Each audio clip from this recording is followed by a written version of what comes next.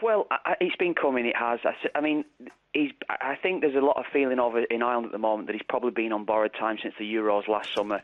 The first home game back after the Euros was a really heavy defeat against Germany, the 6-1 defeat. So I think since then, I think there's been a lot of ill feeling towards him, and I think it probably is time to change. There's been a lot of ill feeling certainly towards him not going to watch Premier League or Championship games and actually looking at the players that he's got to be picking from as well, and he's never done that under his tenure. So I think now's probably the right time.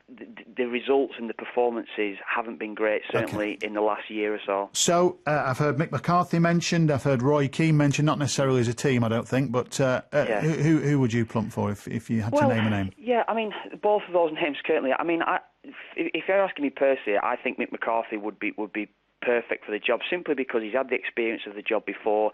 He's had a lot more club experience under his belt, and he's done very well. Martin O'Neill's been mentioned. I think he'd certainly raise morale certainly within Ireland as well if he was given the job. And Chris Hughton as well, he's also done a really good job.